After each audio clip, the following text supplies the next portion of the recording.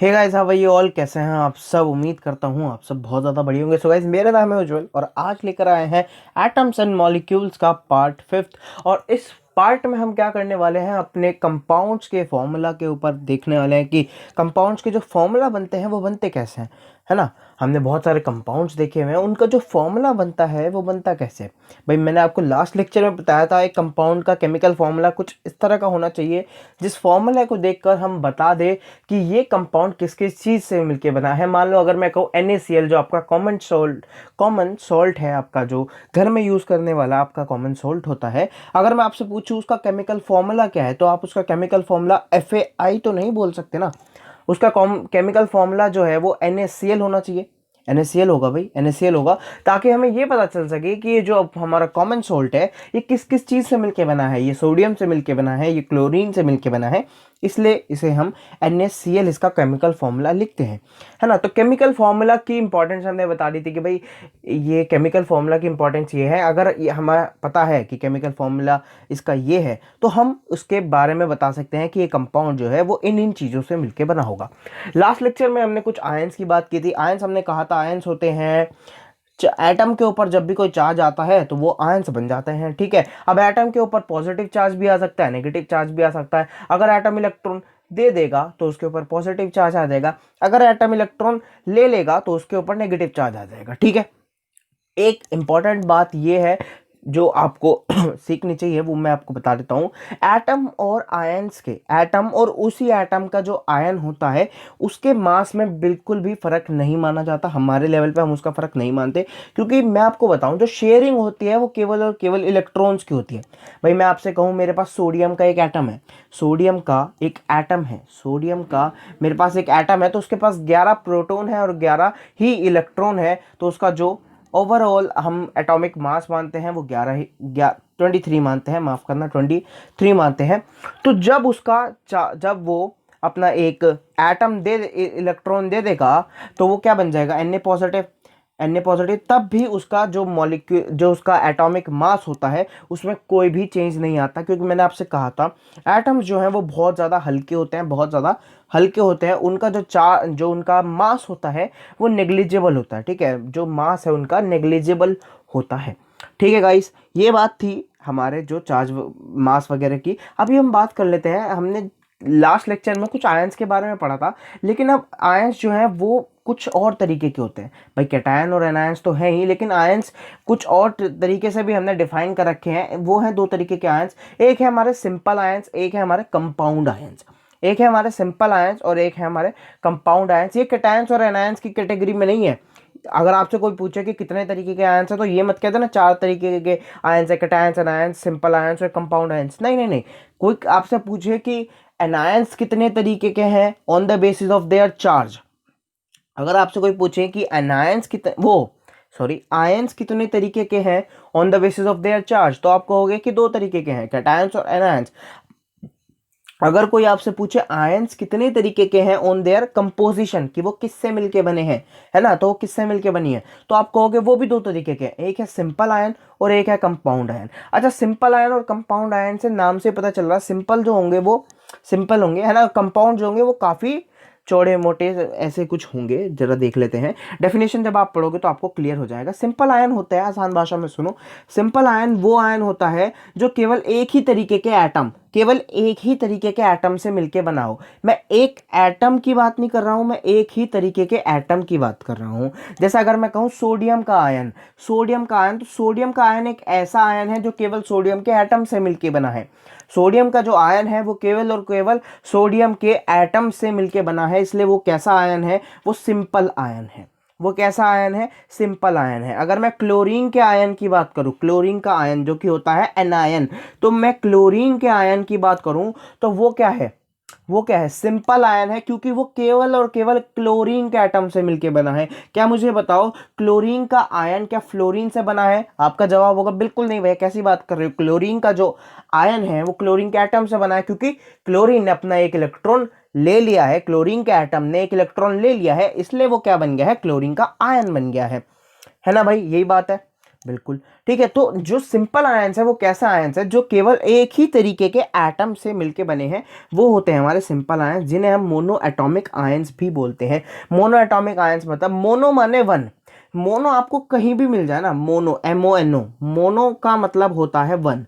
Mono का मतलब होता है वन। मोनो माने वन, एटॉमिक मतलब एटम। एटॉमिक मतलब एटम, यानी कि मोनो एटॉमिक से आपको क्या समझ में आ रहा है, एक तरीके का एटम, एक तरीके का एटम। तो मोनो एटॉमिक आयंस मतलब एक ही एटम से मिलके बना हुआ आयन। ठीक है भैया। तो भैया अब तक तो हमने जितने भी आयंस पढ़े हैं वो मोनो एटॉमिक आयंस ही पढ़े हैं, है ना, हमने तो कोई और आयंस पढ़े ही नहीं। नहीं भाई पढ़े हैं, याद करो NH4 पढ़ा है, NH4 पढ़ा है आपने, NH4 पॉजिटिव, याद करो पढ़ा है, लास्ट लेक्चर NH4 पॉजिटिव पढ़ा रखा है मैंने। नहीं पढ़ा जाके वो वीडियो देखो। NH4 पॉजिटिव क्या ये मोनो एटॉमिक आयन है? नहीं ना। देखो NH4 नाम का कोई एटम होता ही नहीं है, NH4 नाम का कोई एटम नहीं होता। ये जो है वो दो तरीके के एटम से मिलके बना है। यहाँ पे जो N है वो क्या है हमारा नाइट्रोजन, जो H है वो है हाइड्रोजन। तो एक नाइट्रोजन चार हाइड्रोजन कंबाइन कर रहे हैं, वो एक बना रहे हैं नई चीज, और उसमें हमने एक इलेक्ट्रॉन निकाल दिया है, तब वो क्या जाके बना है, एक आयन मिलके तब वो जाके एक आयन बना है NH4। ठीक है। तो क्या ये सिंपल आयन है? इसका जवाब है नहीं, ये सिंपल आयन नहीं है, क्योंकि ये केवल एक तरीके के एटम से मिलके नहीं बना है। ये एक या एक से ज्यादा तरीके के एटम से मिलके बना है। एक या एक से ज्यादा कह रहा हूं, दो या दो से ज्यादा तरीके के एटम से मिलके बना है। जरा इसमें NH4 में मुझे बता सकते हो कितने तरीके के एटम है? दो तरीके के एटम है, बिल्कुल सही। एक है हमारा नाइट्रोजन, जी हाँ एक है ये इसमें नाइट्रोजन। तो एक तो है नाइट्रोजन, दूसरा है हाइड्रोजन। तो क्या ये एक ही एलिमेंट है? क्या ये एक ही तरीके के एटम है? नहीं, ये दो तरीके के एटम है। ठीक है, हाइड्रोजन। अगर मैं और एग्जांपल दूं आपको तो इसका कमाल का एग्जांपल है SO4 3 नेगेटिव, SO4 2 नेगेटिव। अगर मैं आपको SO4 2 नेगेटिव का एक एग्जांपल दूं तो क्या SO4 2 नेगेटिव ये केवल एक ही तरीके का एटम से मिलके आयन बना है? इसका जवाब है नहीं। इसमें आप देखोगे दो तरीके के एटम, एक है हमारा सल्फर, एक है हमारा सल्फर, और जो दूसरा है हमारा वो है ऑक्सीजन। ठीक है, दूसरा है हमारा ऑक्सीजन। तो सल्फर प्लस ऑक्सीजन से मिलके बना है ये हमारा क्या, आयन। ठीक है भाई। तो ये कैसे आयंस हुए? कंपाउंड आयंस हुए। ठीक है भाई। तो आप यहाँ पे देख सकते हो, यहाँ पे आप देख सकते हो जो हमारा एल्यूमिनियम आयन है वो केवल एक तरीके से मिलके बना है, लेकिन जो हमारा ये फोस्फेट आयन है PO4 3 नेगेटिव, ये किससे मिलके बना है? ये दो एटम से मिलके बना है। ठीक है। अच्छा ये मत समझा करो कि दो वर्ड आ गए हैं तो दो एटम से मिलके बना है ना, या फिर एक वर्ड आ गया है तो एक एटम से मिल, ये तो इनके सिंबल है। जो हमारे फोस्फेट का सिंबल होता है वो केवल P होता है, और ऑक्सीजन का जो सिंबल होता है वो केवल O होता है। तो यहाँ पे आप देखोगे PO है, लेकिन अगर मैं बात करूं एल्यूमिनियम का अकेले का सिंबल क्या होता है? Al होता है। क्या होता है? Al होता है। तो ये मत समझना कि जहां पे दो अक्षर बन रहे होंगे Al या फिर PO, इसका मतलब ये कंपाउंड आयंस है। ये आपको प्रैक्टिस से पता चलेगा। एल्यूमिनियम का सिंबल Al है, लेकिन फॉस्फेट यहाँ पे दो आयंस यूज हो रहे हैं, यहाँ पे दो एटम्स यूज हो रहे हैं। एक P जो है हमारा वो है फॉस्फेट, दूसरा है हमारा ऑक्सीजन। दूसरा क्या है हमारा? ऑक्सीजन। अगर मैं सल्फेट की बात करूं तो वो क्या है हमारा? SO4 2 negative, SO4 2 negative. तो यहाँ पे S क्या है हमारा? सल्फर। O क्या है हमारा? ऑक्सीजन। तो ये कैसा है? हमारा कंपाउंड आयन है, या फिर मैं कहूँ पॉलीएटॉमिक आयंस है। कंपाउंड आयंस या फिर पॉलीएटॉमिक आयंस। कंपाउंड जहां भी आपको दिख जाए कंपाउंड समझना आना, कोई भी दो या दो से ज्यादा दो या दो से ज्यादा चीजों से मिलके जो बनता है वो होता है कंपाउंड। जो कंपाउंड वर्ड है उसका मतलब ही बड़ा होता है, बड़ा। ठीक है। कंपाउंड अगर गूगल करोगे, गूगल करके उसका हिंदी मीनिंग देख लेना, एग्जैक्ट मीनिंग पता होना जरूरी है ना। बाकी मैं तो सिर्फ यही जानता हूँ कि जो कंपाउंड है उसका मतलब होता है कुछ बड़ा सा। पॉलीएटॉमिक होता है बहुत सारे एटम से मिलके बनना। पॉली मतलब ज्यादा, पॉली मतलब, या मैं आपसे कहूं एक से ज्यादा जो भी चीज होगी उसके लिए यहाँ पे पॉली वर्ड यूज हो रहा है। ठीक है। एक से ज्यादा जो भी यूज हो रहा है उसके लिए यहाँ पे पॉली यूज हो रहा है। ठीक है। तो जैसे अमोनियम आयन मैंने कहा NH4, वो एक एटम से नहीं मिलके ज्यादा एटम से मिलके बना है। ठीक है भाई। तो ये थी हमारा पॉलीएटॉमिक आयंस की कहानी। लेकिन अब बात आया भैया आयोनिक कंपाउंड्स। ये आयोनिक कंपाउंड्स क्या होते हैं?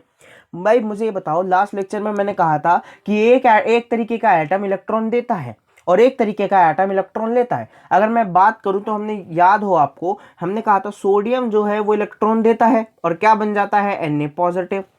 मैंने कहा था क्लोरीन जो है वो इलेक्ट्रॉन लेता है और क्या बन जाता है, Cl नेगेटिव। पर मुझे ये बताओ, सोडियम इलेक्ट्रॉन किसी ना किसी को तो दे रहा होगा ना, और क्लोरीन इलेक्ट्रॉन किसी ना किसी से तो ले रहा होगा ना। तो ये ही तो कहानी है कंपाउंड्स की, ये ही तो कहानी है कंपाउंड्स की। समझ पा रहे हो? बहुत बच्चों ने पकड़ ली होगी बात। मैं कह रहा हूं सोडियम जो है वो इलेक्ट्रॉन दे रहा है, लेकिन वो किसी को तो दे रहा होगा ना। और क्लोरीन जो है वो इलेक्ट्रॉन ले रहा है, तो वो किसी से तो ले रहा होगा ना। अगर मैं आपसे कहूं कि सोडियम इलेक्ट्रॉन दे रहा है क्लोरीन को, तो समझ में आ गई कहानी, समझ में आ गई कहानी। तो ये है कहानी कि मैंने कहा सोडियम जो है वो अपना एक इलेक्ट्रॉन दे रहा है क्लोरीन को, वो एक इलेक्ट्रॉन दे रहा है क्लोरीन को। तो सोडियम पे चार्ज आ गया Na पॉजिटिव, सोडियम पे चार्ज आ गया Na पॉजिटिव, और मतलब पॉजिटिव, और क्लोरीन पे चार्ज आ गया नेगेटिव। अब भाई पॉजिटिव नेगेटिव जैसे आया, इन्होंने क्या कहा, एक बॉन्ड बना लिया। आप सब जानते होंगे, पढ़ के आए होंगे छोटी क्लासेस में, आपने पढ़ा होगा कि पॉजिटिव चार्ज और नेगेटिव चार्ज जहां आए आसपास, क्या कर लेते हैं, बॉन्ड बना लेते हैं। और ये कैसा बॉन्ड है, एक आयोनिक बॉन्ड है भाई। किसी ने इलेक्ट्रॉन दिए, किसी ने इलेक्ट्रॉन दिए, उनके बीच में एक बॉन्ड तो बन ही सकता है ना। तो उनके बीच में बन जाता है एक बॉन्ड, उनके बीच में बन जाता है एक बॉन्ड। और वही कैसा बॉन्ड होता है, आयोनिक बॉन्ड। और उसी कंपाउंड को हम बोलते हैं आयोनिक कंपाउंड, जैसे कि NaCl। भाई जो आपके घर में कॉमन सोल्ट है NaCl, वो किससे बना है, वो इससे तो बना है, सोडियम ने अपना एक इलेक्ट्रॉन क्लोरीन को दे दिया है, और उन्होंने आपस में क्या बना लिया है, एक बॉन्ड बना लिया है। ठीक है, तो ये तो हुआ केवल एक स्ट्रक्चर NaCl का। ऐसे बहुत सारे NaCl जब आके जुड़ते हैं तो आपका वो सॉल्ट बन जाता है, जो आप अपने घर में देखते होंगे। ठीक है, वो कैसा स्ट्रक्चर होता है, सॉलिड स्ट्रक्चर होता है ना। 12th क्लास में पढ़ोगे सॉलिड स्टेट, उसमें आपको पता चल जाएगा कि NaCl किस तरह से जुड़ता है। अच्छा चलो, एक हिंट दे देता हूँ। मान लो बीच में ये Na है, इसके इसके आसपास बहुत सारे Cl चिपकते हैं आके, क्योंकि Na पे चार्ज कैसा है, पॉजिटिव, Cl के पास कैसा है, नेगेटिव, इसके पास कैसा है, नेगेटिव। ठीक है, तो इसके आसपास मंडराते हैं बहुत सारे Cl, इसके आसपास मंडराते हैं बहुत सारे Cl, तो और उन Cl के आसपास मंडराते हैं बहुत सारे Na, उन Cl के आसपास मंडराते हैं बहुत सारे Na, और फिर उन Na के आसपास मंडराते हैं बहुत सारे Cl, और ये क्या बना लेते हैं, एक लैटिस स्ट्रक्चर बना लेते हैं। ये क्या बनाते हैं, एक लैटिस स्ट्रक्चर बना लेते हैं, या कहूँ एक सॉलिड स्ट्रक्चर बना लेते हैं। और वो स्ट्रक्चर आपका मिलता है जो आपका नमक का स्ट्रक्चर होगा। भाई आपने देखा होगा नमक, है ना, तो वही होता है आपका, एक स्ट्रक्चर बना लेते हैं NaCl का। सो जैसे कि मैंने आपको आयोनिक कंपाउंड्स के बारे में कहा, मैंने ये बताया आपको, एक जो हमारा एटम है वो इलेक्ट्रॉन दे रहा है, दूसरा एटम इलेक्ट्रॉन ले रहा है, और उन दोनों के बीच में क्या होता है, एक अट्रैक्शन होती है। भाई पॉजिटिव चार्ज नेगेटिव चार्ज को अट्रैक्ट करता है, पॉजिटिव चार्ज नेगेटिव चार्ज को अट्रैक्ट करता है, इसलिए वो आपस में क्या बना लेते हैं, एक बॉन्ड बना लेते हैं। और वो कैसा बॉन्ड होता है, आयोनिक बॉन्ड होता है। वो बॉन्ड में अगर आपको बताऊं, वो बॉन्ड काफ़ी स्ट्रॉन्ग होता है, उसे आप आराम से आसानी से नहीं तोड़ सकते। जो आपके घर में वो नमक होगा, NaCl होगा, उसमें आप सोडियम और क्लोरीन को अलग अलग नहीं कर पाओगे भाई, बहुत स्ट्रॉन्ग बॉन्ड होता है उनका। ठीक है, तो जैसे आप ये इस फिगर में देख सकते हो, सोडियम क्लोराइड, ये क्या है, हमारा कॉमन सोल्ट है। ये क्या है, हमारा कॉमन सोल्ट है। NaCl इसका फॉर्मूला होता है, NaCl इसका फॉर्मूला होता है, देख पा रहे होंगे, NaCl। ठीक है, तो इसमें क्या क्या है, Na और Cl, इसमें कुछ और तो नहीं है ना, NaCl के अलावा इसमें कुछ नहीं है, इसलिए इस कंपाउंड को हमने नाम दे दिया NaCl। जैसे अगर मैं बात करूं पोटेशियम क्लोराइड की, तो वो हो गया KCl, K पहले Cl। ठीक है, अगर मैं बात करूं अमोनियम क्लोराइड की, तो वो हो गया NH4Cl। NH4 इसमें क्या है, पॉजिटिव, NH4 का चार्ज इस पे क्या आया, पॉजिटिव, और Cl का आया नेगेटिव। ठीक है, ऐसे चलते चलते आप ये सारे पढ़ सकते हो। एक इंपॉर्टेंट मैं आपको अगर मैं बात कहूँ, तो इनका कंपाउंड बनता कैसे है, इनका कंपाउंड मैं आगे बताऊंगा। एक इंपॉर्टेंट मेरी बात अभी ये सुन लीजिए, जो आप ये फॉर्मूला देख रहे होंगे NaCl का, आपके मन में एक बात आ रही होगी, भैया क्या मैं इसे ClNa लिख सकता हूँ, क्या मैं इसे ClNa लिख सकता हूँ। तो भाई अगर कुछ समय पहले की अगर आप बात करते तो ये फिर भी एक लाजमी होता सोचना, लेकिन अब मैं बता दूं ये बिल्कुल नहीं है। ClNa आप नहीं लिख सकते हो, आप NaCl ही लिखोगे। इसका जवाब क्या है, इसका कारण क्या है, ये बताइए भैया। इसका सबसे पहला कारण है भाई, एक ही कारण है, NaCl लिखने का एक ही कारण है भाई। इसमें मुझे बताइए कैटायन कौन सा है, कैटायन कौन सा है, तो भाई कैटायन है Na और Cl क्या है, एनायन है। तो भाई एक स्टैंडर्ड रूल है IUPAC का, मैंने कहा था आपको IUPAC एक क्या नाम है, सोसाइटी है, एक ब्रांच है जो सारे रूल्स बनाती है हमारी केमिस्ट्री के। तो उन्होंने ये कहा है कि जब भी आप कोई कंपाउंड लिखोगे ना, तो उसमें पहले आप लिखोगे कैटायन, उसके बाद आप लिखोगे एनायन, उसके बाद आप लिखोगे एनायन। आप सारे के सारे ये कंपाउंड्स देख सकते हो, सबसे पहले क्या आ रहा होगा, कैटायन आ रहा होगा। यानी कि कैटायन देख पा रहे हो, कैटायन कौन सा है, Na क्या है, कैटायन। KCl में कैटायन कौन सा है, K, ठीक है। अमोनियम क्लोराइड में कैटायन कौन सा है, NH4, ठीक है भाई। मैग्नीशियम क्लोराइड में कैटायन कौन सा है, Mg। तो ये सारे क्या आ रहे हैं, देखो ये सारे यहाँ पे पहले आ रहे हैं, ये यहाँ पे सारे क्या आ रहे हैं, पहले आ रहे हैं, ठीक है भाई, ठीक है भैया। और बाद में कौन आएगा, आपका एनायन आएगा, बाद में कौन आएगा, एनायन। जैसे NaCl, potassium chloride KCl, NH4Cl ammonium chloride, magnesium chloride MgCl2 है। भैया ये MgCl2 कैसे समझाऊंगा, बेफिक्र रहो, एक एक चीज समझाऊंगा। अभी फिलहाल ये समझ लो, जब भी आप कंपाउंड्स बनाओगे सबसे पहले आपका कैटायन आता है, बाद में आपका एनायन आता है, बाद में आपका कैटायन एनायन आता है, ठीक है भाई। अब यहाँ पे एक इंपॉर्टेंट बात जो मैंने आपको बहुत पहले ही बता दी थी कि जो एटॉमिक मास होता है एटम का और आयन का, वो बिल्कुल सेम होता है। एटॉमिक मास जो होता है आयन का और एक एटम का, वो बिल्कुल सेम होता है। इसका कारण क्या है, जो हमारे इलेक्ट्रॉन्स हैं, जो भाई मुझे बताओ, जब एटम से आयन बनता है तो किसका लेन देन होता है, केवल और केवल इलेक्ट्रॉन का। मैंने लास्ट लेक्चर में कहा था कभी भी प्रोटॉन्स का लेन देन नहीं होता। ना तो आप किसी से प्रोटॉन ले सकते हो, ना आप किसी को प्रोटॉन दे सकते हो, क्योंकि प्रोटॉन जो है वो बहुत बीच में होता है एक एटम के, प्रोटॉन निकालना असंभव है, ठीक है। तो मैंने कहा था जितने भी आप लेन देन करते हो वो सारे किसका करते हो, आप सिर्फ इलेक्ट्रॉन्स का करते हो। और इलेक्ट्रॉन्स का, एक इलेक्ट्रॉन का या फिर बहुत सारे इलेक्ट्रॉन्स का भी अगर मैं आपको बताऊं, मास जो होता है वो नेग्लिजिबल होता है, बहुत हल्के होते हैं इलेक्ट्रॉन्स प्रोटॉन्स और न्यूट्रॉन्स के कंपैरिजन में। इसलिए एक एटम का मास और एक आयन का मास, उसी एटम से जो बना है आयन, उसका मास बिल्कुल एग्जैक्टली क्या होता है, सेम होता है। अगर मैं कहूं सोडियम के एटम का एटॉमिक मास और सोडियम के आयन का एटॉमिक मास एग्जैक्टली सेम होता है। अब मैं आपको ये बता दूं, अगर आपको एक चीज़ मैं आपको कहूँगा याद करने के लिए, अगर आपको नहीं पता है तो मैं आपसे रिक्वेस्ट करूँगा, आप फर्स्ट 20 एलिमेंट्स ज़रूर याद कर लो। अगर आप 9th क्लास के लेवल पे हो तो फर्स्ट 20 एलिमेंट्स आपको याद होनी चाहिए। 9th और 10th के स्टूडेंट्स को देखिए, फर्स्ट 20 एलिमेंट्स है ये, ठीक है। इनका एटॉमिक नंबर के हिसाब से ये फर्स्ट 20 एलिमेंट्स जो है आप देख पा रहे होंगे, hydrogen, helium, lithium, beryllium, boron, carbon, nitrogen, oxygen, fluorine, neon, up to calcium. आप इन्हें मैं ये कहूँगा याद क्या कर लीजिए, रट लीजिए। ये फर्स्ट 20 एलिमेंट्स है, ठीक है, ये फर्स्ट 20 एलिमेंट्स है। और इनका जो एटॉमिक नंबर है वो कोई बहुत मुश्किल नहीं है भाई। फर्स्ट वाले का एटॉमिक नंबर 1 है, सेकंड वाले का एटॉमिक नंबर 2 है, थर्ड वाले का एटॉमिक नंबर 3 है, फोर्थ वाले का 4th है, सो ऑन। 20th एलिमेंट का जो इलेक्ट्रॉनिक एटॉमिक नंबर है वो क्या है, 20 है। तो बहुत मुश्किल शायद नहीं होगा, है ना। 1 to 20 याद करना शायद बहुत मुश्किल नहीं होगा, केवल और केवल ये 20 नाम याद करने हैं जो आप रट सकते हो, है ना। मैं कभी भी नहीं कहूँगा याद करो, रट लो, बहुत अच्छी चीज़ होती है, रटते हो तो भूलते नहीं हो, है ना।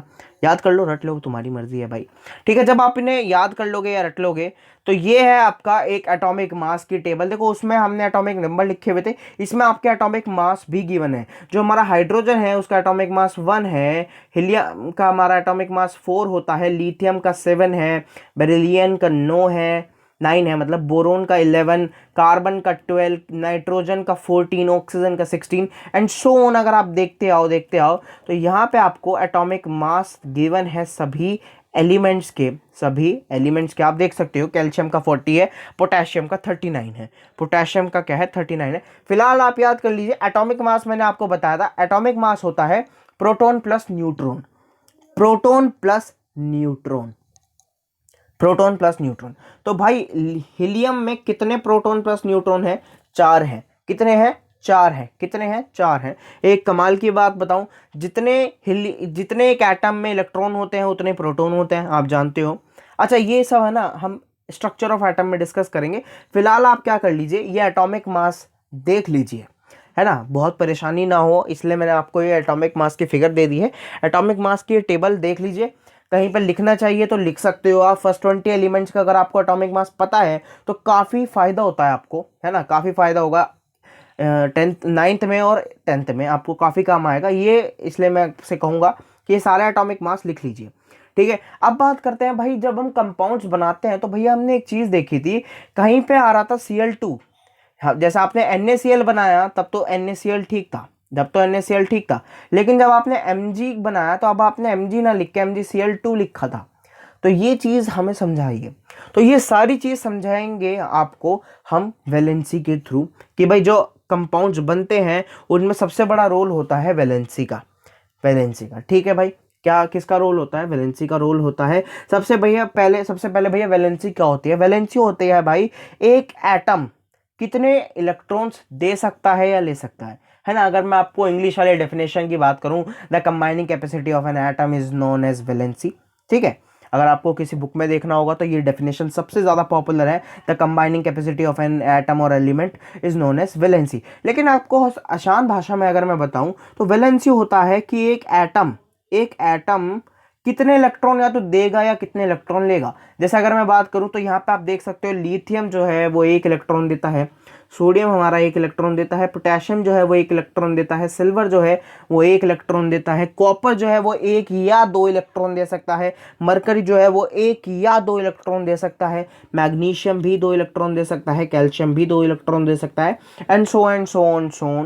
यहाँ पे आप देखिए, हाइड्रोजन जो है वो 1 इलेक्ट्रॉन लेता है, फ्लोरीन जो है वो 1 इलेक्ट्रॉन लेता है, क्लोरीन जो है वो 1 इलेक्ट्रॉन लेता है, ब्रोमीन जो है वो 1 इलेक्ट्रॉन लेता है, कार्बन जो है वो 4 इलेक्ट्रॉन लेता है, और ये जो हमारा फॉस्फोरस है वो 3 इलेक्ट्रॉन लेता है।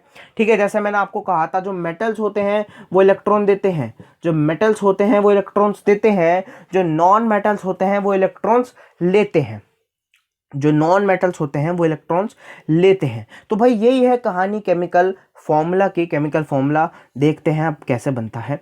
तो भाई केमिकल फॉर्मूला बनाना अब बहुत ही आसान है, कुछ नहीं करना है। Writing the chemical formula is very easy. Molecular formula जो हम बनाते हैं ना वो बहुत ईजी है, कुछ नहीं करना है। देखो, मान लो मुझे केमिकल फॉर्मूला बनाना है CO2 का, है ना, कार्बन और ऑक्सीजन जोड़ो भाई। किसी ने कहा कार्बन को ऑक्सीजन के साथ जोड़ के हमें बताओ इनका केमिकल फॉर्मूला क्या बनेगा। अगर कार्बन जो है वो ऑक्सीजन के साथ कंबाइन होगा, सबसे अच्छा तरीका है, पहले आप मेथड्स देख लीजिए। जब भी आप केमिकल कंपाउंड बनाओगे तो कुछ स्टेप्स आप फॉलो करते हो कंपाउंड्स बनाते समय। वो स्टेप्स क्या है? We first write the symbols of the element which form the compound. ठीक है, सबसे पहले हम क्या करते हैं? सिंबल्स लिखते हैं। किसके सिंबल्स लिखते हैं? उन एलिमेंट्स के सिंबल लिखते हैं जो कंपाउंड्स बनाने वाले हैं। जो कंपाउंड्स बनाने वाले हैं एलिमेंट्स, उनके सिंबल लिखते हैं। और उनके सिंबल के नीचे हम क्या लिखते हैं? उनकी वैलेंसी लिखते हैं। मान लो मैंने लिखा कार्बन और ऑक्सीजन, ठीक है, तो उनके नीचे मैं क्या लिखूंगा? उनकी वैलेंसी लिखूंगा। कार्बन की वैलेंसी मैंने कहा 4 होती है, ऑक्सीजन की वैलेंसी क्या होती है? 2 होती है। अच्छा, एक काम करो, ऊपर जाके देखिए, और नहीं मानते हो मेरी बात, देखिए, ठीक है। तो कार्बन की वैलेंसी होती है 4 होती है, ऑक्सीजन की वैलेंसी क्या होती है? 2 होती है। थर्ड स्टेप में हम क्या करते हैं? Finally we cross over the valency of the combining atoms, है ना, आसान भाषा में सुनो। फाइनली हम क्या करते हैं? इनकी वैलेंसी को क्रॉस कर देते हैं। इनकी वैलेंसी को क्या कर देते हैं? क्रॉस कर देते हैं, यानी कि कार्बन के साथ लिख देंगे ऑक्सीजन की वैलेंसी और ऑक्सीजन के साथ लिख देंगे कार्बन की वैलेंसी। ठीक है, अब आप देख पा रहे होंगे मैंने जो है ये नीचे की तरफ लिखी है ना, मैंने ऐसे नहीं लिखा है, C2O4 ऐसे नहीं लिखा है, ऐसे लिखा है। तो आपको भी ऐसे ही लिखना है। ठीक है भाई, C2O4 जो हमारा बन जाएगा कंपाउंड। लेकिन मुझे ये बताओ, क्या अब ये C2O4 जो है, ये 2 और 4 क्या फैक्टराइज हो सकते हैं? क्या ये आसान टर्म्स में फैक्टराइज हो सकते हैं? बिल्कुल हो सकते हैं। अगर मैं 2 से डिवाइड कर दूं तो क्या ये CO2 नहीं बचेगा? C1O2 नहीं बचेगा, C1O2 नहीं बचेगा, बिल्कुल C1O2 बचेगा। और C1O2 को मैं CO2 भी लिख सकता हूँ, CO2 भी लिख सकता हूँ। भाई जहाँ कुछ नहीं है उसका मतलब क्या है? वहाँ क्या है? 1 है, तो मैंने यहाँ 1 नहीं लिखा। आप चाहो तो C1O2 लिख सकते हो, लेकिन जो ज़्यादा फेमस होता है वो क्या होता है? CO2 होता है, क्योंकि सबको अंडरस्टूड है जहाँ पे कुछ भी नहीं है यहाँ पे जैसे कुछ भी नहीं है तो यहाँ क्या आएगा, 1 आएगा, ये सबको पता है, ठीक है। तो 1 लिखने की आपको ज़रूरत नहीं है, C1O2 ना लिख के आप CO2 केवल लिख सकते हो, ठीक है। अगर ऐसे ही मैं आपसे बात करूं भैया MgCl2 का बताओ, हमें मैग्नीशियम और क्लोराइड का बताओ भैया कैसे बनेगा। तो मैंने कहा सबसे पहले वैलेंसी, पहले लिखो मैग्नीशियम फिर लिखो क्लोरीन, पहले लिखो मैग्नीशियम फिर लिखो क्लोरीन। तो मैग्नीशियम की वैलेंसी सब जानते हैं 2 होती है, नहीं मानते हो ऊपर जाके देखिए, मैग्नीशियम की वैलेंसी होती है 2, क्लोरीन की वैलेंसी होती है 1।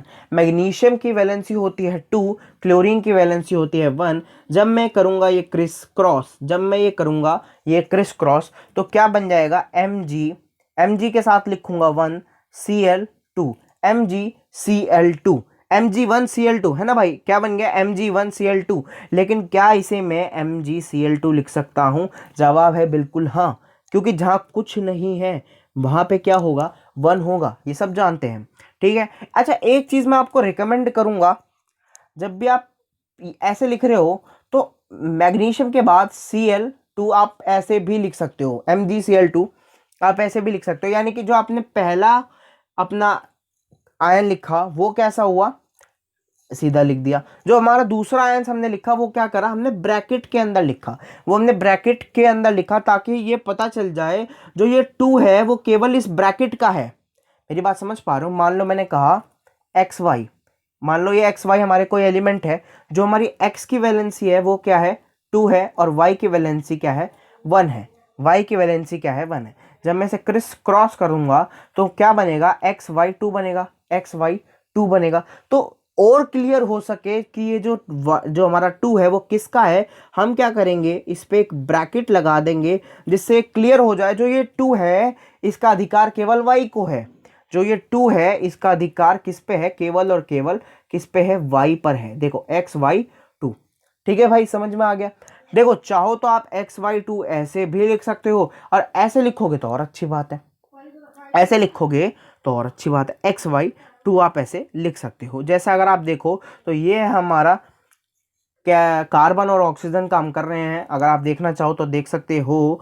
देखिए कार्बन और ऑक्सीजन है, यहाँ पे हमने इसकी वैलेंसी लिख दी है, कार्बन की वैलेंसी होती है 4, ऑक्सीजन की वैलेंसी होती है 2। जब मैं इसे लिखूंगा C के नीचे हमने क्या लिखा है 4, ऑक्सीजन के मैंने नीचे लिख दिया है एग्जैक्टली 2। तो जब मैं इसे क्रिस क्रॉस करता हूं तो आएगा मेरा C2O4, क्या आएगा C2O4। लेकिन भाई C2O4 तो ठीक है, क्या ये 2 और 4 फैक्टराइज नहीं कर सकता? बिल्कुल कर सकता हूं, आसान फैक्टर में फैक्टराइज कर सकता हूं, C1O2, क्या लिख सकता हूं, C1O2। मैंने दोनों तरफ क्या कर दिया, 2 से डिवाइड कर दिया, क्या आ गया C1O2। तो अब मैं इसे क्या लिख सकता हूं, CO2, क्या लिख सकता हूं या नहीं लिख सकता हूं, बिल्कुल लिख सकता हूं, ठीक है भाई, ये CO2 आ गया, ठीक है, बिल्कुल सही है। अच्छा एक चीज मैं आपको बताना चाहूंगा, और वो क्या है, मान लो कभी ऐसा था, कभी मान लो ऐसा था C2O3 है, कभी मान लो ऐसा हुआ C2O3 आ गया, कभी भी ऐसा हुआ C2O3 आया, तो अब भाई 2 से डिवाइड मत करने बैठ जाना, अब भाई 2 से डिवाइड मत कर देना, ये मत कह देना भैया क्या आ जाएगा C1O 1.5, कभी भी ये 1.5 2.5 3.5 ऐसा मत लिखना। हमेशा जो ये सबस्क्रिप्ट में ये न्यूमेरिकल वैल्यू लिखते हो ये कैसी होनी चाहिए, 1 2 3 4 5 6 7 ऐसे नेचुरल नंबर होना चाहिए। क्या होना चाहिए, नेचुरल नंबर होना चाहिए। ये 1.5 3.5 4.5 मत लिखिए ना। कभी कहो भाई ने कहा था कि 2 से डिवाइड कर जाओ मजा आ जाएगा है। कभी सोचो भाई ये तो जो है फैक्टराइज हो सकते हैं, 2 और 3 तो हमारे फैक्टराइज हो सकते हैं, जब हम इसे 2 से डिवाइड करेंगे तो 1 और 1.5 आ जाएगा, 1.5 आ जाएगा, टीचर खुश हो जाएगा हमसे, है ना, टीचर यहाँ पे नंबर काट देगा अगर 1 और 1.5 लिखे आए, ठीक है। तो जो सिंपलेस्ट रेशियो है उसमें रखना, जैसे 2 और 3 है, ये क्या है, सिंपलेस्ट रेशियो है। लेकिन अगर मैं कहूँ 4,6 तो क्या ये सिंपलेस्ट रेशियो है, नहीं है। अभी ये डिवाइड हो सकता है किस में, अगर मैं इसे 2 से डिवाइड करूंगा तो क्या आ जाएगा, 2 और 3 आ जाएगा, क्या आ जाएगा, 2 और 3 आ जाएगा। लेकिन अब मैं इसे 2 से डिवाइड करता हूं तो क्या आएगा, 1 और 1.5। क्या ये सिंपलेस्ट रेशियो है, इसका जवाब है नहीं, ये सिंपलेस्ट रेशियो नहीं है, ये सिंपलेस्ट रेशियो नहीं है, ठीक है भाई, ये बात हुई हमारी। ऐसे ही आप देख सकते हो कार्बन और क्लोरीन का, देखिए यहाँ पे हमारा कार्बन है और यहाँ पे हमारा क्लोरीन है। कार्बन के नीचे उसकी वैलेंसी आई 4, क्लोरीन के नीचे उसकी वैलेंसी आई 1। जब हम करते हैं क्रिस क्रॉस, क्या करते हैं, क्रॉस ओवर वैलेंसी, ठीक है, क्रॉस ओवर वैलेंसी, वैसे से मैं क्रिस क्रॉस बोलता हूँ, आप जो बोलना चाहे बोल सकते हो। तो यहाँ पे क्या आएगा, C1Cl4, C1Cl4, C1Cl4, जिसे आप क्या लिख सकते हो, CCl4 भी लिख सकते हो, क्योंकि जहाँ कुछ नहीं होता वहाँ पे क्या होता है, 1 होता है। ठीक है भाई, 1 लिखना किसी को अच्छा नहीं लगा, सबने कहा भाई C1Cl4 ना लिखे, हम CCl4 लिख देते हैं। और सबको ये पता है जहाँ कुछ नहीं है वहाँ पे 1 आएगा, जहाँ पे कुछ नहीं है वहाँ 1 आएगा। ठीक है, तो आप C1Cl4 शुरुआत में लिख सकते हो, लेकिन थोड़ी देर बाद आपको भी लगेगा कि यार मैं क्या लिख रहा हूँ, C1Cl4। किसी बुक में भी आपको C1Cl4 लिखा हुआ नहीं मिलता, किसी भी बुक को में आपको C1Cl4 नहीं लिखा हुआ मिलेगा, हर बुक में CCl4 लिखा मिलेगा, क्योंकि सब जानते हैं जहाँ कुछ नहीं है वहाँ पे क्या है, 1 है।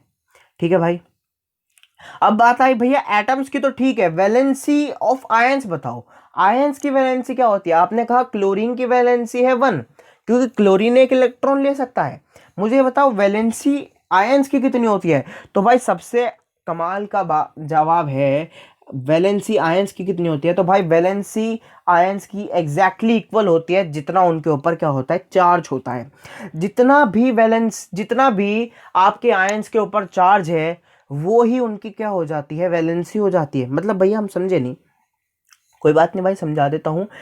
मैंने कहा था कि जितना भी आपके आयंस के ऊपर चार्ज है वो क्या होगा, उसकी वैलेंसी होगी। ठीक है, देखिए मोनोवैलेंट कैटायन, मोनोवैलेंट मतलब एक वैलेंसी वाला कैटायन, एक वैलेंसी वाला कैटायन, मोनो मतलब 1, वैलेंट मतलब वैलेंसी, यानी कि एक वैलेंसी कैटायन, एक वैलेंसी वाला कैटायन। तो आप यहां देख सकते हो हाइड्रोजन के ऊपर क्या चार्ज है, प्लस है, प्लस है। देखिए प्लस 1 नहीं है, फिर से क्या है, केवल प्लस है। तो 1 कोई भी कभी लिखता नहीं है, जहां पे कुछ नहीं लिखा हुआ है वहां समझ लीजिए 1 होगा।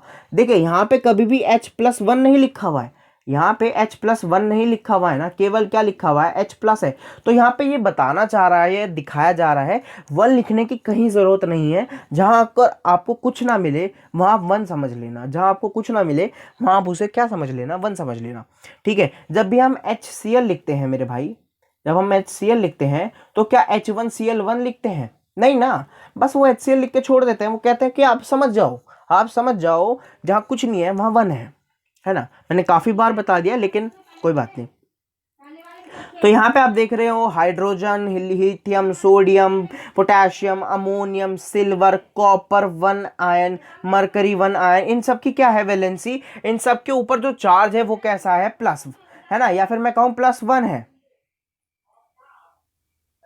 सो इन सब के ऊपर जो चार्ज है वो कैसा है, +1, तो इसकी वैलेंसी क्या हो जाएगी, 1 हो जाएगी, या फिर आप +1 भी लिख सकते हो। लेकिन मैं आपको बता दूं, वैलेंसी के साथ अगर आप चार्ज लिखते हो कोई बात नहीं, कोई परेशानी नहीं है, लेकिन कभी भी कंपाउंड्स में चार्ज मत लिख के आना। ठीक है, कभी भी ऐसा मत करिए ना भाई, जब आप HCl लिख रहे हो तो यहाँ पे तो +1 लिखिए आए और यहाँ पे -1 लिखिए आए, या फिर यहाँ -1 लिखिए आए, यहाँ +1 लिखे आए, बिल्कुल मत करके आना ऐसा। कभी भी जब आप नीचे न्यूमेरिकल वैल्यू लिखते हो उसके साथ कभी भी चार्ज नहीं लिखते हो, कभी भी नीचे चार्ज नहीं आता। चार्ज अगर आएगा तो ऊपर आएगा, चार्ज अगर कभी आया तो ऊपर आएगा, नीचे नहीं आता।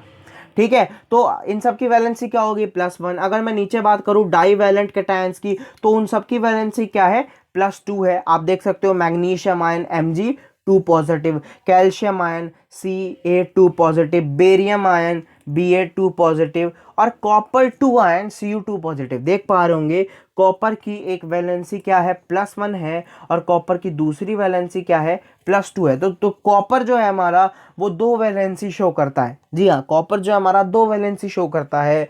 ऐसे जो हमारा और भी कई सारे एटम्स है जो 2 वैलेंसी शो करते हैं। वो क्यों करते हैं, इसका जवाब 9th क्लास में नहीं है, इसका जवाब 12th क्लास में मिलेगा, कि बहुत सारे जो हमारे एलिमेंट्स हैं ये डिफरेंट वैलेंसी क्यों शो करते हैं, ये डिफरेंट वैलेंसी क्यों शो करते हैं। जैसे मैग्नीशियम हो गया, क्रोमियम हो गया, कॉपर हो गया, हमारा आयरन हो गया। सबसे इंपॉर्टेंट कंपाउंड होता, सबसे इंपॉर्टेंट एटम हम देखते हैं आयरन, जिसका सिंबल क्या है, Fe।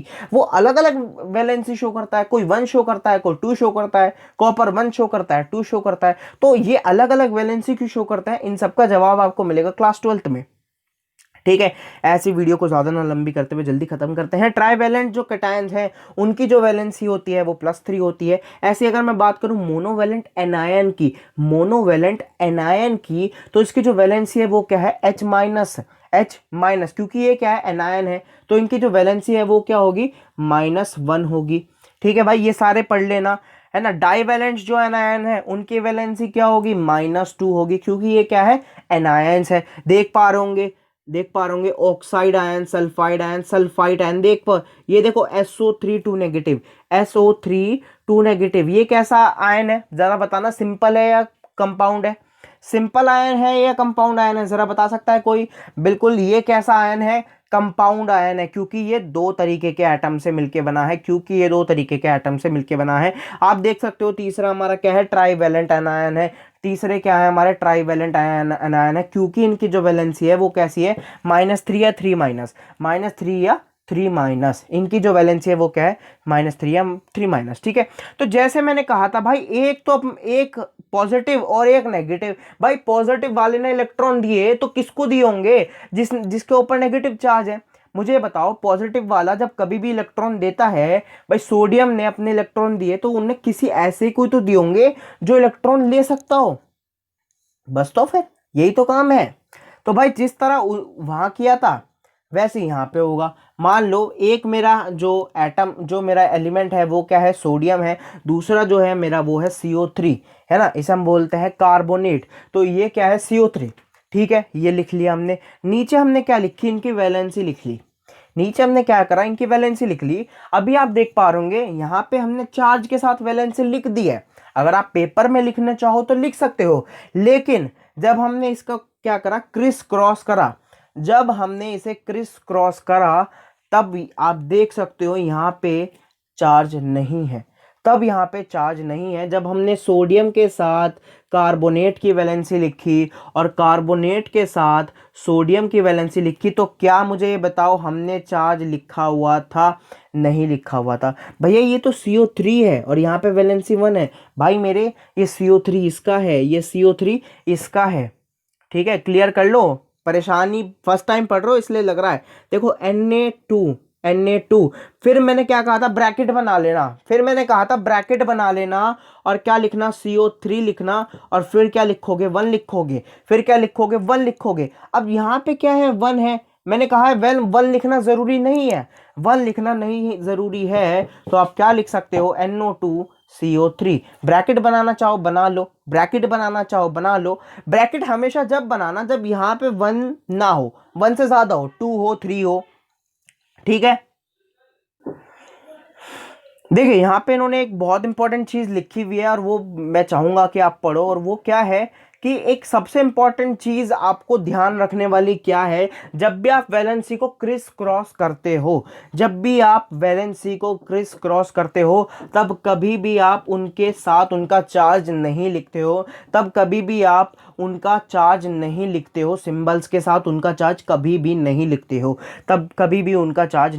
हो, ठीक है भाई। देखो यहाँ पे बहुत सारे हैं, मैं कोई भी उठा के आपको बना के दिखा सकता हूँ, है ना, और मैं आपसे कहूंगा आप एक एक उठाना और बनाना। देखो मान लो मैंने क्या उठाया, मैंने यहां से पोटेशियम उठा लिया, K पॉजिटिव, यानी कि इसकी वैलेंसी क्या होगी, 1 होगी, है ना। एक मैंने उठाया पॉजिटिव से, एक मुझे उठाना पड़ेगा नेगेटिव से, तो नेगेटिव से मैं किसको उठाऊं, नेगेटिव से मैं उठा लेता हूं Cl को उठा लेता हूं, तो K पॉजिटिव की वैलेंसी क्या होगी, +1, Cl की वैलेंसी होगी -1। जब मैं इसे क्रिस क्रॉस करूंगा तो क्या बन जाएगा, KCl। क्या 1 लिखने की जरूरत है, नहीं है जरूरत। चलो अब एक काम करते हैं, ये वाला उठाते हैं।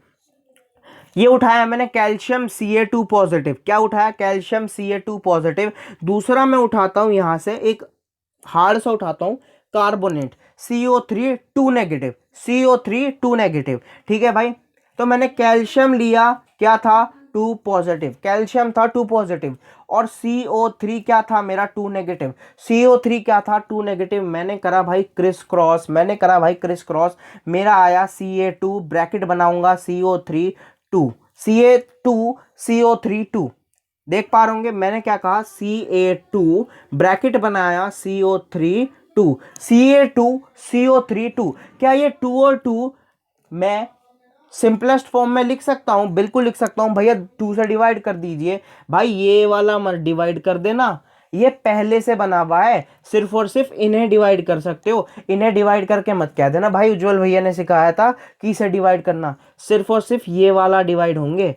ठीक है मेरे भाई, समझ गए ना। तो जब मैं इन्हें डिवाइड करूंगा तो सिंपलेस्ट फॉर्म में 1 1 आ जाएगा, Ca1CO3 1, Ca1CO3 1। क्या 1 1 लिखना जरूरी है? नहीं लिखना जरूरी है। क्या लिख दीजिए, सीधा लिख दीजिए CaCO3। ब्रैकेट बनाना चाहो बना दो, नहीं बनाना चाहो हटा दो। ऐसे ही आप देख सकते हो मैंने एक एल्यूमिनियम और SO4 का भी ले रखा है। एल्यूमिनियम की वैलेंसी होती है 3+ और SO4 की जो वैलेंसी है वो है 2-। जब हम क्रिस क्रॉस करेंगे तो क्या आ जाएगा, Al2SO4 3, Al2SO4 3। और एक चीज़ ज़रा ध्यान रखना, जब भी ये बनाओगे तो ब्रैकेट ज़रूर बना लेना। SO4 लिखने के बाद क्या होगा, अगर आप ब्रैकेट नहीं बनाते हो तो कन्फ्यूजन नहीं हो जाएगी क्या भाई, मुझे बताओ आपने ब्रैकेट नहीं बनाया, अगर आपने ब्रैकेट नहीं बनाया SO4 लिख के फिर क्या 3 ऐसे लिख दोगे, ये तो 43 नहीं बन जाएगा। इसलिए क्या बनाओगे, ब्रैकेट बनाओगे, इसलिए क्या बनाओगे, ब्रैकेट बनाओगे, है ना। जब आप ब्रैकेट नहीं बनाते हो तो क्या ये 43 नहीं लगेगा, या फिर इसे मल्टीप्लाई करोगे, मल्टीप्लाई थोड़ी करोगे। इसलिए हम क्या करते हैं, सीधा क्या बना देते हैं, ब्रैकेट बना देते हैं। जब भी कोई कंफ्यूजन हो ब्रैकेट बना दो, ठीक है। और एक चीज याद करना, जब सिंपलेस्ट फॉर्म में तोड़ोगे ना तो इनकी वैलेंसी, ये बाहर बाहर वाली वैलेंसी डिवाइड होती है, ये अंदर वाला 4 मत डिवाइड कर देना, ये अंदर वाला 4 मत डिवाइड कर देना। मैं एक बार कर आया था, मैंने सोचा यार मेरी टीचर खुश हो जाएगी, इतनी होशियारी दिखाता हूँ, मेरा सही में बता रहा हूँ, ये Al2SO4 3 वाला आया था। मैंने क्या करा, अपनी टीचर को होशियारी दिखाने के चक्कर में मैंने ये 2 वाला डिवाइड करा और इससे ये 2 हट डिवाइड कर आया। मैं क्या कर आया देखो बताता हूँ, मैं ये कर आया, है ना, मैं कर आया Al1SO2 और बाहर ये 3। मेरी टीचर ने मुझे बाहर अंदर आके सुनाया, बेटा ये क्या कर रहे हो आप ज़्यादा होशियारी दिखा रहे हो, तो टीचर से ज़्यादा तेज़ मत चलो, सिंपल बना के आओ। ये गलत है, बिल्कुल गलत है, ये मत बनाइए आना, ये मत बना के आना, ठीक है। ये जो मैंने कॉमन सिंपलेस्ट किया है, ये सिर्फ बाहर बाहर वाले डिवाइड होते हैं, ये सिर्फ बाहर बाहर वाले डिवाइड होते हैं। जैसे कि मैंने कहा था इसका CaCO3, इसकी क्या है वैलेंसी 2+, इसकी क्या वैलेंसी है 2-। जब मैंने करा क्रिस क्रॉस तो क्या आना चाहिए था, इसका आना चाहिए था Ca2 ब्रैकेट में CO3, बाहर आया 2। अब देख पा रहे होंगे बाहर भी 2 यहाँ भी 2, कर दो डिवाइड, CaCO3। अब क्योंकि बाहर क्या है 1 है तो ब्रैकेट लगाना चाहो तो लगा लो, नहीं लगाना चाह रहे मत लगाओ। जैसे मैं नहीं लगाता हूं, बहुत बच्चे अब भी ब्रैकेट लगाते हैं लेकिन मैं नहीं लगाता हूं, ठीक है भाई। तो आज की वीडियो में सिर्फ इतना ही। अगर देखो वीडियो बहुत इंपॉर्टेंट थी, इस वीडियो को दोबारा देखो और अच्छे से समझो, है ना, क्योंकि हमने क्या बनाया, बहुत सारे कंपाउंड्स बनाए हैं, पहली बार हमने कंपाउंड्स का फॉर्मूला बनाया है, तो ये वीडियो दोबारा देखना बहुत ज़्यादा ज़रूरी है। अगर वीडियो दोबारा देखोगे, समझोगे और वीडियो पसंद आई तो लाइक शेयर सब्सक्राइब कर देना, अपने दोस्तों के साथ वीडियो को शेयर कर देना। किसी भी टॉपिक पे वीडियो चाहिए भाई मुझे कमेंट करके बता देना, ठीक है। लास्ट में इतना ही कहूँगा, अपना ध्यान रखो, कीप काम, स्टडी वेल, है ना। All the best for everything, bye bye, love you all, keep calm, stay positive.